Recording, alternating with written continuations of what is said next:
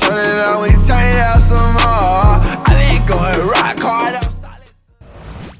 What's good, culture? It's your boy Franco, and I keep on telling y'all, man, these Florida dudes are built different. It's like I keep on covering situation after situation in Florida. I don't know if it's the water, the hair, or what, but today we are talking about Hotboii. Now, Hotboii, he's an up-and-coming artist in the whole Florida music scene. Some of you guys might have heard, and some of you guys might not have. Personally, I checked out his music. I think it's pretty dope, honestly. But he's gone on around like mother effing TK, and he's trying to get away from these Rico charges.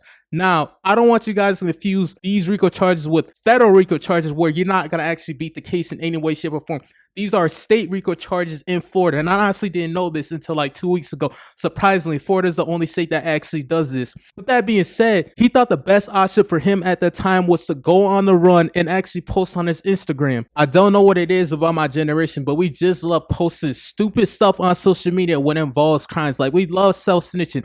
I'm not here to judge, but I just think it's stupid because it reminds me of the top 5 situation where this nigga actually went on IG Live, and I actually made a video about it a couple days back if you want to check it out. Hotboii, from what I gather, he has a gang called 438, and he allegedly has beef with Glock 9's gang, Army gang, which is ANFF. Now, I'm pretty sure most of you guys heard of Glock 9. Well, the police in Florida actually did a huge ass sweep, and pretty much everyone in those 2 camps have been indicted or are locked up. Some, I think, might still be on the run. We just don't know about it because they're obviously not as famous as Hotboii, but it's looking spooky in the Florida music scene. Like I said, I'm not really here to judge anyone, but these 2 gangs have caused a lot of bloodshed in the whole Florida scene. I'm like, look at this victim list right there, and that's not even covering 1/3 of the whole situation at him, because there's a lot more incidences that I'm not going to go super deep into, but just look at this victim list. These are unsolved murders, and I'm not here to promote any of that nonsense. With that being said, Rico charges, even if they aren't on the federal level, are very hard to actually beat when they actually have taken the time out the day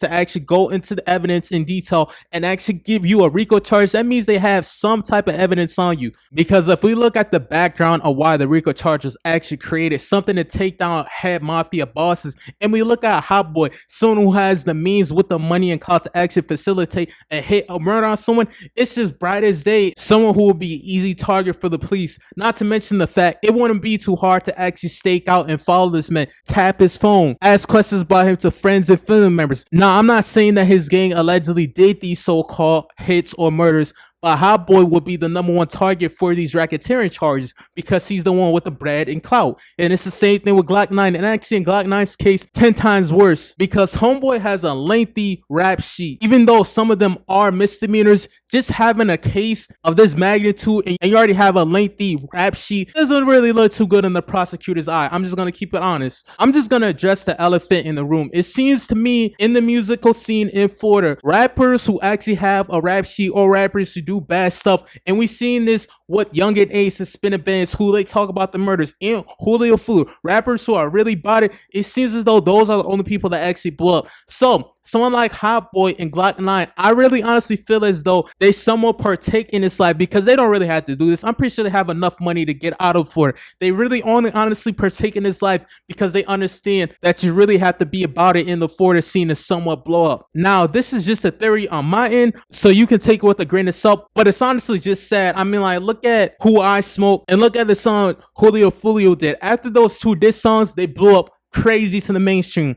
With that being said, this is pretty much the end of the video. I don't want to go too much on a rant. I just want to give you guys an update on this case. I should have did it originally, actually. It was still up in the air, but that's pretty much the end of the video. Your boy Franco is out. Peace.